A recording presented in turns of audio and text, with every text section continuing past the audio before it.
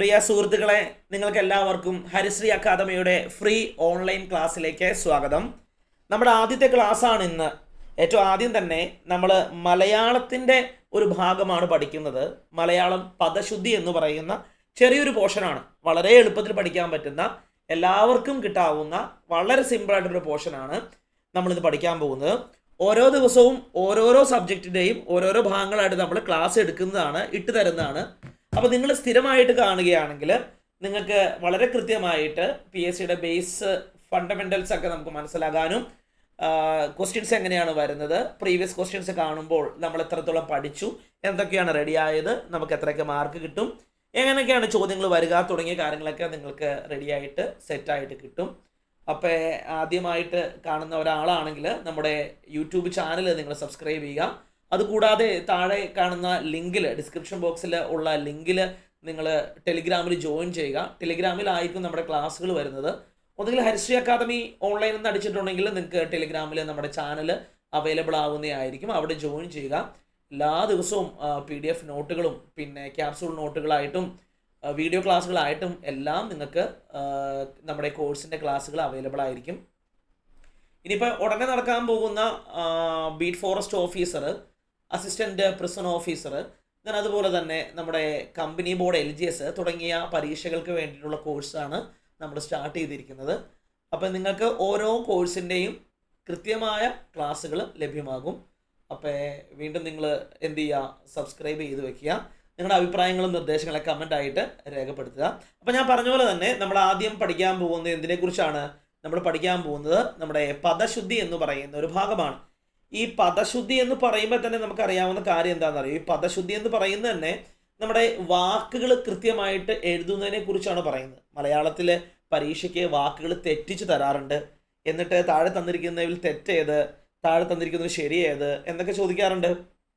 അപ്പോൾ ഏറ്റവും ലളിതമായ ഒരു ഭാഗമാണ് ഞാൻ നിങ്ങളുടെ മുന്നിൽ പ്രസൻറ്റ് ചെയ്യാൻ നോക്കുന്നത്.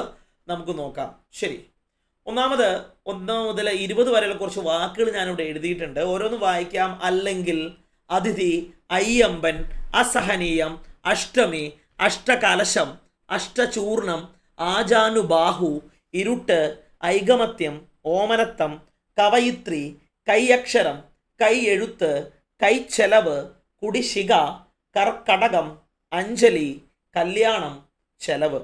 അപ്പോൾ ആദ്യം ഒരു 10-20 വാക്കാണ് നമുക്ക് എല്ലാവർക്കും അറിയാവുന്ന, നമ്മൾ കേട്ടിട്ടുള്ള ഇഷ്ടംപോലെ വാക്കുകൾ കേട്ടിട്ടുണ്ട്. അതിനകത്തുള്ള വാക്കുകളാണ് നമ്മളിവിടെ എഴുതിയിരിക്കുന്നത്. നമുക്ക് നോക്കാം. ഇത് കൃത്യം ശരിയായ വാക്കുകൾ മാത്രമേ നമ്മൾ എഴുതിയിട്ടുള്ളൂ. നിങ്ങൾ ഗൈഡൊക്കെ പഠിക്കുന്ന ആളാണെങ്കിൽ ഈ ഗൈഡിൽ തെറ്റായ വാക്ക് തന്നിട്ടാണ് എന്ത് കാണിക്കുന്നത്, ശരിയായ വാക്ക് നമ്മൾ കാട്ടിത്തരുന്നത്. തൽക്കാലം ഞാൻ പഠിപ്പിക്കുമ്പോൾ ശരിയായ വാക്ക് മാത്രം നിങ്ങൾ പഠിച്ചാൽ മതി. ഇതിൻ്റെ എക്സാമൊക്കെ ആയി കഴിയുമ്പോഴത്തേനും നിങ്ങൾക്ക് മനസ്സിലാവും എങ്ങനെയാണ് ക്വസ്റ്റ്യൻ വരിക, തെറ്റായ വാക്ക് എങ്ങനെയാണ് വരിക, നമുക്കത് ഓർത്തിരിക്കാൻ എന്താണ് എളുപ്പവഴി എന്നുള്ള കാര്യങ്ങളൊക്കെ നമ്മളോട് പറയുന്നുണ്ട്. നോക്കാം. ഒന്നാമത്തെ വാക്ക് പറഞ്ഞിരിക്കുന്നത് എന്താണ്? അല്ലെങ്കിൽ എന്നാണ് അല്ലേ. കണ്ടോ, അല്ലെങ്കിൽ. ഈ വാക്ക് നമ്മൾ ഇങ്ങനെ കാണുമ്പോൾ ഇതിന് പ്രശ്നമൊന്നുമില്ല, അല്ലെങ്കിൽ. പക്ഷെ പരീക്ഷയ്ക്ക് എങ്ങനെ തരുമെന്നറിയോ? ഇത് ഇങ്ങനെ തരും, അല്ലെങ്കിൽ. കണ്ടോ, അല്ലെങ്കിൽ നിന്ന് ഇങ്ങനെ തരും. അപ്പം ഇങ്ങനെ തരുമ്പോൾ നമ്മളെ സംബന്ധിച്ച് നമ്മൾ പരീക്ഷയുടെ ടെൻഷനിലേക്ക് ഇരിക്കുന്ന സമയത്ത് ഇത് കാണുമ്പോൾ ഏതാണ് ശരിയെന്നുള്ള കാര്യത്തിനെ കുറിച്ച് നമുക്ക് ഡൗട്ടാവും. അപ്പം അങ്ങനെ ഉള്ളത് കൊണ്ട് അത് മാറിപ്പോവാതിരിക്കാൻ വേണ്ടി തന്നെയാണ് നമ്മൾ പഠിച്ചു വെക്കേണ്ടത്. ഈ അല്ലെങ്കിൽ എന്ന് പറയുന്ന വാക്ക് എങ്ങനെ ഉണ്ടായെന്നറിയോ? അല്ല, അതായത് നിങ്ങൾ നോക്കിക്കേ, അല്ല പ്ലസ് എങ്കിൽ എന്ന് പറയുന്ന ഇതിൽ നിന്നാണ് എന്തുണ്ടായിരിക്കുന്നത്, അല്ലെങ്കിൽ എന്ന് പറയുന്ന വാക്ക് ഉണ്ടായിരിക്കുന്നത്. അപ്പം അതുകൊണ്ട് നിങ്ങൾ എന്ത് ചെയ്യുക, ഈ പറയുന്ന അല്ലെങ്കിൽ എന്ന് പറയുന്ന സാധനം ഉണ്ടായിരിക്കുന്നത് എവിടെ നിന്നാണ്?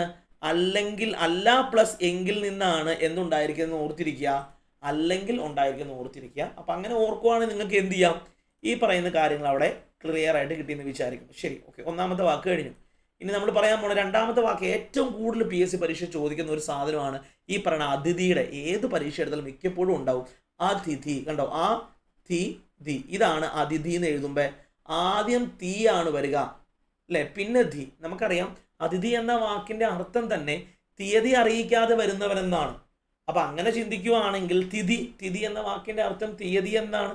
തീയതി അറിയിക്കാതെ വരുന്ന ആളാണ് അതിഥി എന്ന് ഓർത്തിരിക്കുകയാണെങ്കിൽ നിങ്ങൾക്ക് എന്തായി, അവിടെ അതിഥി നിങ്ങൾക്ക് അവിടെ കാണാൻ പറ്റും. അതിഥി സെറ്റായി എന്ന് വിചാരിക്കണു. ദെൻ അങ്ങനെയാണെങ്കിൽ ഇനി നമുക്ക് നോക്കേണ്ട അടുത്ത പോയിന്റ് എന്ന് പറയുന്നത് ഏതാണ്? അയ്യമ്പൻ അല്ലേ. അയ്യമ്പൻ എന്നുള്ള രീതിയിൽ എന്ത് ചെയ്യുക നോക്കുക. അയ്യമ്പൻ എങ്ങനെയാണ്? അയ്യമ്പൻ അയ്യമ്പൻ. കണ്ടോ അയ്യമ്പൻ എഴുതണുണ്ടോ? ഐ ആണ്, ഐ സാധാ ഐ യമ്പൻ, വെറും യായ ഉള്ളൂ, അല്ലാതെ ഇത് ഇങ്ങനെയല്ല, ഐ യമ്പൻ എന്നല്ല കേട്ടോ, ഇത് ഇങ്ങനെയല്ല കേട്ടോ. വെറുതെ നോർമൽ രീതിയിൽ എന്ത് ചെയ്യാം, നിങ്ങൾ ഐ യമ്പൻ എന്നുള്ള രീതിയിൽ അവിടെ നിങ്ങൾ ഓർത്തിരുന്നിട്ടുണ്ടെങ്കിൽ ആ കാര്യം അവിടെ കിട്ടി. ഇതിനടുത്ത വാക്കാണ് അസഹനീയം. അടുത്ത വാക്കിൻ്റെ പേരെന്താണ്? അസഹനീയം എന്നാണ്. നിങ്ങൾ നോക്കുക, ഇവിടെ ആ സ ഹ നീയം കണ്ടോ, വെറുതെ ഇവിടെ 2 സാ ഇല്ല.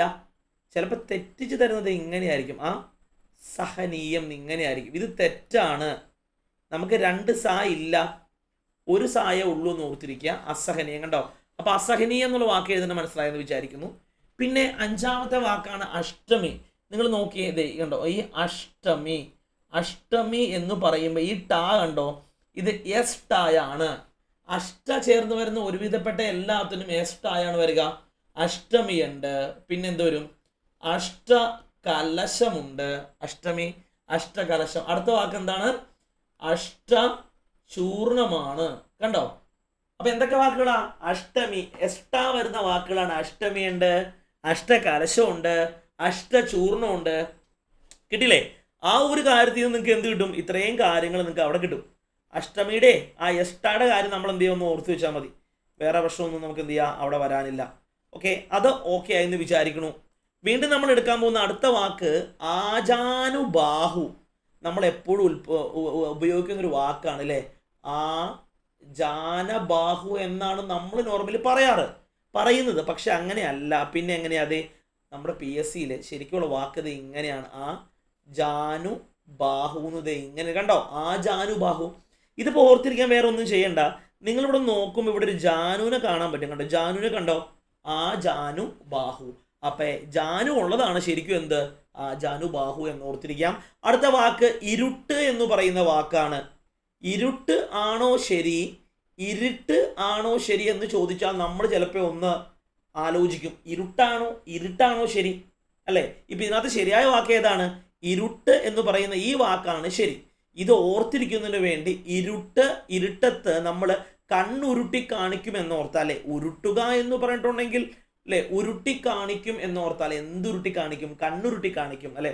ചില മൂങ്ങകളോ അല്ലെങ്കിൽ എന്തെങ്കിലും പക്ഷികളൊക്കെ ഇരുട്ടത്തുണ്ടെങ്കിൽ നമ്മൾ എന്ത്, കുഞ്ഞു കുട്ടികൾക്ക് പേടിയാണ്, നമ്മൾ അവരെ പറഞ്ഞ് പേടിപ്പിക്കാൻ വേണ്ടിയാ കണ്ണുരുട്ടി പേടിപ്പിക്കോട്ടോ എന്നൊക്കെ പറയുമ്പോൾ ആ ഇരുട്ട് ആണ് കണ്ണ് ഉരുട്ടി. കണ്ടോ ഇവിടെ രൂ കണ്ടോ, നമുക്ക് രൂവിലാണല്ലോ പ്രശ്നം. ഇവിടെ രൂ വന്നേക്കണു, അപ്പുറം ഇവിടെ രൂ വന്നേക്കണു, ഇവിടെ രീ വന്നേക്കണു അല്ലേ. അപ്പം അങ്ങനെയാണെങ്കിൽ നമുക്ക് ഓർത്തിരിക്കുന്നതിന് എന്ത് ചെയ്യണ്ടേ? ഇരുട്ട് എന്നുള്ള കണ്ണ് ഉരുട്ടും എന്നുള്ള രീതിയിൽ ഓർത്തിരിക്കുകയാണെങ്കിൽ അതെന്തായി? ആ വാക്കുകൾ അവിടെ നമുക്ക് സെറ്റായി എടുക്കാവുന്ന കാര്യങ്ങളാണ്. ശരിയല്ലേ? അപ്പോൾ ആ വാക്കുകളുടെ അത്രയും കാര്യങ്ങൾ കഴിഞ്ഞു. ഇനി നമുക്ക് നോക്കാനുള്ള എന്ന് വെച്ചിട്ടുണ്ടെങ്കിൽ അടുത്ത വാക്കാണ് ഐകമത്യം. എല്ലാവരും പറയണേ എന്നാണെന്നറിയോ? ഈ ഐകമത്യം എന്നുള്ളതിന് ഐക്യമത്യം എന്നാ പറയും. ഇത് തെറ്റാണ്. ഇത് അങ്ങനെയല്ല എഴുതണ്ട. പിന്നെ എങ്ങനെ ഐകമത്യം എന്നാ? ഇതൊക്കെ ഇഷ്ടം പോലെ ചോദിക്കണ വാക്കാട്ടോ. ഐകമത്യം കണ്ടോ, ഐകമത്യം എന്ന് കാണാം. കണ്ടോ, ഐകമത്യം. പിന്നെ അടുത്ത വാക്ക് പിന്നെ ഇഷ്ടം പോലെ ചോദിക്കുന്ന മറ്റൊരു വാക്കാണ് ഓമനത്തം. ഇത് ഓമനത്തം ആണ് ശരി, അല്ലാതെ ഓമനത്വം ഇത് ഇങ്ങനെയൊക്കെ തരും. ഇത് തെറ്റാണ്. അപ്പോൾ ഓമനത്വം എഴുതുക കണ്ടോ, ഓമനത്തം. പിന്നെ മറ്റൊരു വാക്ക് PSCയുടെ ഇഷ്ടപ്പെട്ട വാക്കാണ്, എപ്പോഴും ചോദിക്കുന്ന വാക്കാണിത്. ഈ എഴുതിയേക്കണ 12ാമത്തെ വാക്കിന്റെ പേരെന്താണ്? കവയിത്രി. ഇതാണ് ശരി, ഇത് ശരിയാണ്. തെറ്റായിട്ട് നമ്മൾ എന്തിടും? കവിയിത്രി എന്നൊക്കെ തരും. ഇത് തെറ്റാ. അപ്പൊ ശരി ഏതാ? കവയിത്രിയാണ് ശരി എന്നുള്ള കാര്യത്തോടെ നിങ്ങൾ ഓർത്തിരിക്കുക. അപ്പൊ നമ്മൾ എന്താ പറഞ്ഞേ? ഈ കവയത്രിയുടെ കാര്യം പറഞ്ഞു, പിന്നെ ഐകമത്യം പറഞ്ഞു അല്ലേ. അപ്പൊ ഇത്രയും കാര്യങ്ങൾ നിങ്ങൾ എന്ത് ചെയ്യുക? അവിടെ ഓർത്തിരിക്കുക. ഇനി നമുക്ക് പറയാനുള്ള കാര്യം എന്താണെന്ന് വെച്ചിട്ടുണ്ടെങ്കിൽ, ഇനി അടുത്ത വാക്കുണ്ടല്ലോ. അടുത്ത വാക്ക് ഏതാണ്? കൈ അക്ഷരം. അതും ഇതുപോലെ തന്നെ ഓർത്തിരിക്കാവുന്ന സാധനമാണ്. നമ്മൾ കൈ പ്ലസ് അക്ഷരമാണ് ഇവിടെ നിങ്ങൾ നോക്കുക. കൈ പ്ലസ് അക്ഷരം, ഇതാണ് എന്താവുന്നത്? കൈ അക്ഷരം എന്നാവുക. അല്ലാണ്ട് ഇവിടെ ഇതാണ് ശരി. ഈ കൈ അക്ഷരം എന്ന് പറയുന്ന ഈ ഇട്ട് കഴിഞ്ഞാൽ അതെന്തായി? അത് തെറ്റാണ് എന്നുള്ള കാര്യം ഓർത്ത്. ഇത് തെറ്റാണ്, അതായത് ഇത് തെറ്റ്. സാധാരണ രീതിയിൽ കൈ അക്ഷരത്തിന് വെറും യായേ ഉള്ളൂ. അങ്ങനെ വരുന്ന വാക്കാണ്. ഞാൻ ഒന്നുകൂടെ പറയാം. കൈ അക്ഷരം, അതുപോലെ തന്നെ കൈ എഴുത്ത്. കണ്ടോ, കൈ എഴുത്തുനിന്ന് എഴുതിയേക്കണം. കണ്ടോ, ഞാൻ ഇപ്പോൾ 2 വാക്കുകൾ. ഒന്നാമത്തെ വാക്ക് ഇതാണ്, രണ്ടാമത്തെ വാക്ക് ഇതാണ്, കൈയക്ഷരമുണ്ട്, കൈ എഴുത്തുമുണ്ട്. പക്ഷേ കൈ ചെലവെന്ന് പറയുന്ന ഒരു വാക്കുണ്ട്, കണ്ട് നോക്കിക്കേ. കൈ ചെലവ് അല്ലെ, കൈ ചെലവെന്ന് പറയുമ്പോൾ ഇങ്ങനെ വരും, ചെലവ്.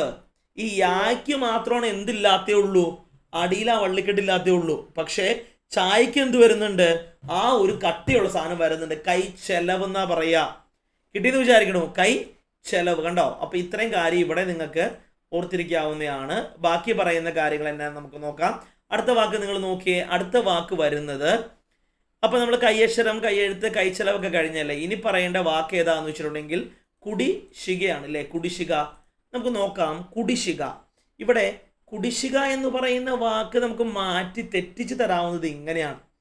നമ്മുടെ വിചാരം കുടിശ്ശിക ഇതാണ് ശരിയെന്നാണ്, പക്ഷെ ഇത് തെറ്റാണ്. ശരിയായ വാക്ക് ഇങ്ങനെയാണ്, കുടിശ്ശിക. കണ്ടോ? ഇവിടെ കായാണ് മിക്കപ്പോഴും കുടിശ്ശിക വരുന്ന കാശല്ലേ. അങ്ങനെ ചിന്തിക്കുകയാണെങ്കിൽ കായാണ് അവിടെ എന്ത് വരുന്നത്, കുടിശ്ശിക വന്നിരിക്കുന്നത് ഓർത്തിരിക്കുക. അടുത്ത വാക്ക് നിങ്ങൾ നോക്കുക, കർക്കടകം. കർക്കടകം ഇത് ശരിയായ വാക്കാണ്. കർക്കടകം, വേറെ ഒന്നുമില്ല. കർക്കടകത്തിന് നിങ്ങൾ ചിന്തിച്ചിരിക്കുന്ന കർക്കിടകം എന്നായിരിക്കാം, ശരിയല്ലേ? പല ആൾക്കാരും ചിന്തിക്കുന്ന കർക്കിടകം, ഇത് തെറ്റാണ്. നമ്മൾ പറയുമ്പോഴും കർക്കിടകം എന്നാ പറയാ, പക്ഷെ ശരിയായ വാക്കാണ് കർക്ക. കണ്ടോ? കർക്കടകം. അപ്പൊ അത് ഓർത്തിരിക്കുക, കർക്കടകമാണ് അവിടെ ശരിയായ വാക്ക് എന്നുള്ള കാര്യം എന്ത് ചെയ്യുക, അവിടെ നിങ്ങൾ ഓർത്തിരിക്കുക. പിന്നെ പറയാവുന്ന വാക്ക് ഏതാന്ന് വെച്ചിട്ടുണ്ടെങ്കിൽ അഞ്ജലി. അഞ്ജലിയുടെ കാര്യം എങ്ങനെയാ? അഞ്ജലിനെ കുറിച്ച് പറയുന്നത്, അഞ്ജലി പോലുള്ള വാക്കുകൾ പലപ്പോഴും പല ആൾക്കാർ എഴുതുമ്പോൾ മാറിപ്പോകും. അഞ്ജലി, കണ്ടോ? ഞാ കഴിഞ്ഞിട്ടാണ് ജാ വരേണ്ടത്. അഞ്ജലി. ഇത് പലപ്പോഴും എഴുതുമ്പോൾ എങ്ങനെ എഴുതുമെന്ന് അറിയോ? അജ്ഞലി എന്നിങ്ങനെ എഴുതും. ഇത് തെറ്റാ. ഇതാണെന്ത് ശരി, അഞ്ജലി. ഇത് ഓർത്തിരിക്കുന്നതിന് നമുക്ക് അഞ്ജലിക്ക് ജലദോഷമാണെന്ന് ഓർത്തിരുന്നാലേ, ഈ ജല കണ്ടോ, അഞ്ജലിക്ക് ജലദോഷമാണെന്ന് ഓർത്തിരുന്നെങ്കിൽ മക്കളെ നിങ്ങൾ നോക്കിക്കേ, അഞ്ജലിക്ക് ജലദോഷമാണെന്ന് ഓർത്തിരുന്നിട്ടുണ്ടെങ്കിൽ ആ ജല എന്നുള്ളത് അവസാനം വരിക എന്നുള്ള കാര്യം നമുക്ക് പിന്നെ മാറിപ്പോവില്ല. അപ്പൊ കാണുമ്പോൾ തന്നെ എന്ത് ചെയ്യാം, ഉത്തരത്തിലേക്ക് നമുക്ക് എത്താൻ പറ്റും. അടുത്ത പറയാനുള്ള കല്യാണം. ഈ കല്യാണം നിങ്ങൾ നോക്കിക്കേ, നമ്മൾ കുറച്ച് മുന്നേ അല്ലേ, കല്യാണം എന്ന് പറയുന്ന വാക്ക്, കല്യാണത്തിന് ഒരുപാട് ആർഭാടം വേണ്ട. ഈ വാക്ക് ശരിയാണ്, പക്ഷെ തെറ്റിച്ച് എങ്ങനെ തരുമെന്നറിയോ? ഇത് ഇങ്ങനെ തരും, കല്യാണം. കണ്ടോ? ഇത് തെറ്റാണ്. കാരണം എന്താ, ഇത്രയും വലിയ ആർഭാടം, ഈ അടിക്കണ സാധനം വേണ്ട കല്യാണത്തിന്. നോർമൽ രീതിയിൽ കല്യാണം നടത്തിയാൽ മതി. കണ്ടോ? അതും നമ്മൾ ഓർത്തിരിക്കുക, കല്യാണം. കർക്കടകത്തിലാണ് കല്യാണം കേട്ടോ. കർക്കടകത്തിലാണ് കല്യാണം എന്ന് പറഞ്ഞാൽ എന്താ, ഈ പറയുന്ന കർക്കടകത്തിനും കല്യാണത്തിനും ഒന്നില്ല, വേറെ പ്രത്യേകിച്ച് സാധനങ്ങളൊന്നും അവിടെ വരുന്നില്ല എന്ന് ഓർത്തിരിക്കുക. പിന്നെ പറയുന്ന അടുത്ത വാക്കാണ് ചെലവ് അല്ലെ. അടുത്ത വാക്കിന്റെ പേരെന്താണ്? ചെലവ് എന്നാണ് അടുത്ത വാക്ക് വരുന്നത്. ചെലവ് നമുക്ക് നോക്കാം. ചെലവ് എന്താണ്? ചിലവാണോ അതോ ചെലവാണോ എന്നാണ് നമ്മുടെ ചോദ്യം. ചിലവാണോ ചെലവാണോ? നിങ്ങൾ നോക്കിക്കേ. ചിലവ് എന്ന് പറയുന്നത് തെറ്റാണ്, പക്ഷെ ശരിയായ വാക്ക് എങ്ങനെയാണെന്ന് അറിയോ? ലവ് ആണ്. നമുക്കറിയാം, നമ്മളോട് ആരെങ്കിലും ലവ് ഉണ്ടോ എന്ന് ചോദിച്ചാൽ ലവോ എന്ന് ചോദിക്കുക. അപ്പൊ അങ്ങനെ അതെന്തായി? ലവായി മാറി. അപ്പൊ അതവിടെ കിട്ടിയെന്ന് വിചാരിക്കണം. അപ്പൊ ഇത്രയും നേരം നമ്മൾ പറഞ്ഞ വാക്കുകൾ അല്ലെങ്കിൽ അതിഥി, അയ്യമ്പൻ, അസഹനീയം, അഷ്ടമി, അഷ്ടകലശം, അഷ്ടചൂർണം, ആജാനുബാഹു, ഇരുട്ട്, ഐകമത്യം, ഓമനത്തം, കവയിത്രി, കൈയക്ഷരം, കൈയെഴുത്ത്, കൈച്ചെലവ്, കുടിശ്ശിക, കർക്കടകം, അഞ്ജലി, കല്യാണം, ചെലവ്. അപ്പൊ നമ്മൾ ഏകദേശം ഒരു 10-20 വാക്കുകൾ എന്ത് ചെയ്തിട്ടുണ്ട്, ഇപ്പോഴേ നമ്മൾ നോക്കി സെറ്റ് ചെയ്ത് വെച്ചിട്ടുണ്ട്. തൽക്കാലത്തേക്ക് ഈ ഒരു ക്ലാസ്സിൽ ഈ വാക്കുകൾ മതി. നമുക്ക് അടുത്ത ദിവസങ്ങളിലേക്ക് പഠിക്കുമ്പോൾ ഇത് കൂടുതലായിട്ട് പഠിക്കാം. ആദ്യത്തെ ക്ലാസ് ആയതുകൊണ്ട് നിങ്ങൾ കുറച്ച് മാത്രം പഠിച്ചാൽ മതി. ഈ പഠിച്ചിരിക്കുന്ന കാര്യങ്ങൾ എഴുതി വെക്കുക. ഇതിൻ്റെ പരീക്ഷ അടുത്ത ദിവസങ്ങളിലായിട്ട് നടത്തും. അപ്പോൾ ഓരോ ദിവസം പഠിക്കുന്ന കാര്യങ്ങൾ കൃത്യമായിട്ട് പഠിച്ചു പോവുകയാണെങ്കിൽ നിങ്ങൾക്ക് നല്ല ക്ലിയർ ആയിട്ട് പഠിച്ച് സെറ്റായിട്ട് പോകാൻ പറ്റും. അപ്പോൾ റിവിഷൻ എടുക്കുക, നല്ലപോലെ പഠിക്കുക, വീണ്ടും വീണ്ടും പഠിക്കുക, വീഡിയോ ക്ലാസ് കേൾക്കുക, കേട്ടുകൊണ്ടേ ഇരിക്കുക. നിങ്ങൾക്ക് ഉറപ്പായിട്ടും നല്ല രീതിയിൽ ഓർത്തിരിക്കാനുള്ളൊരു ശക്തിയൊക്കെ ഉണ്ടാവും. നമ്മൾ ഓരോ കണക്ഷൻ ഇട്ടാണ് പറഞ്ഞിരിക്കുന്നത്. അപ്പോൾ വീണ്ടും ഞാൻ പറയുകയാണ്, നിങ്ങൾ നല്ലപോലെ പഠിക്കുക, നിങ്ങൾ സ്ഥിരമായിട്ട് വീഡിയോ കാണുക. ആദ്യമായിട്ട് കാണുന്ന ആളാണ് സബ്സ്ക്രൈബ് ചെയ്ത് വെക്കുക. നിങ്ങളെപ്പോലെ തന്നെ PSC പഠിക്കുന്ന നിങ്ങളുടെ മറ്റു കൂട്ടുകാർക്കായിട്ട് ഈ വീഡിയോയും നമ്മുടെ ടെലിഗ്രാം ചാനലെല്ലാം ഷെയർ ചെയ്ത് കൊടുക്കുക. ടെലിഗ്രാം ചാനലിലെ ലിങ്കും മറ്റു കാര്യങ്ങളും നമ്മുടെ താഴെ ഡിസ്ക്രിപ്ഷൻ ബോക്സിൽ ഞാൻ ഇത് ചെയ്തു വെക്കുന്നതാണ്. പിന്നെ നിങ്ങൾക്ക് ഇതിൻ്റെ ഈ ഒരു PDF വേണമെങ്കിൽ അതേ താഴെ കമൻറ്റ് ബോക്സിൽ ചെന്നിട്ടുണ്ടെങ്കിൽ ഇതിൻ്റെ ഒരു ലിങ്ക് ഇട്ട് വെച്ചേക്കാം. നിങ്ങൾക്ക് ഈ PDF വേണമെന്നുണ്ടെങ്കിൽ നിങ്ങൾ അവിടുന്ന് ഡൗൺലോഡ് ചെയ്യുക. ഓക്കെ, അപ്പോൾ വീണ്ടും അടുത്തൊരു വീഡിയോയിലേക്ക് കാണും വരെ എല്ലാവർക്കും നന്ദി, നമസ്കാരം.